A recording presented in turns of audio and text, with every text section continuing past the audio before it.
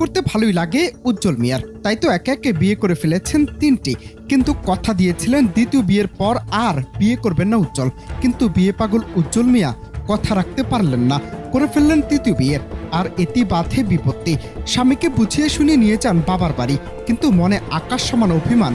রাত যখন গভীর হলো, ঠিক তখন ঘুমন্ত অবস্থায় ধারালো অস্ত্র দিয়ে উজ্জ্বলের গোপনাঙ্গ কেটে ফেলেন দ্বিতীয় স্ত্রী কল্পনা বেগম। পরে উজ্জ্বলকে রক্তাক্ত অচেতন অবস্থায় পড়ে থাকতে দেখে তার তৃতীয় স্ত্রী ফারজানাকে ফোন দেন এক অজ্ঞাত ব্যক্তি। কেউ কেউ হাসির চলে বলেই ফেলেছেন, চাহিদা পূরণ করতে না পারলে এত বিয়ের কি দরকার।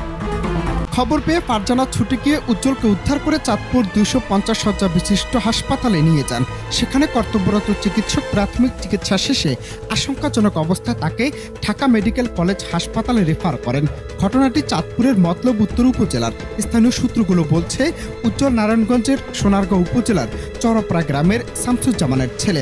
উজ্জ্বল দ্বিতীয় স্ত্রী কল্পনা বেগমের সঙ্গে কিছুদিন ধরে কৃষ্ণপুর গ্রামে তার শ্বশুর বাবর আলীর বাড়িতে বসবাস করছিল।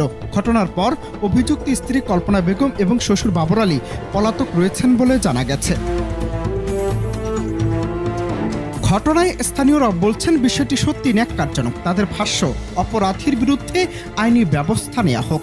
এ নিয়ে মতলব উত্তর থানার officer in-charge OC Mohammad Rabiul Haque জানিয়েছেন, ঘটনাটি অত্যন্ত মর্মান্তিক এবং স্পর্শকাতর। উজ্জ্বলকে তার দ্বিতীয় স্ত্রী কল্পনা কৌশলে বাড়িতে এনে শরীরের সংবেদনশীল অঙ্গ কেটে দেয় বলে শুনেছি। ঘটনার পরপরই পুলিশ ঘটনাস্থল পরিদর্শন করেছে।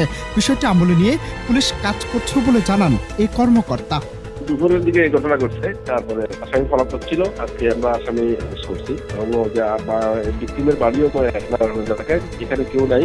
আমরা বাদী খুঁজেছি, টিমের পক্ষে কাউকে না কাউকে খুঁজেছি, বাদী খুঁজেছি, মামলা করতে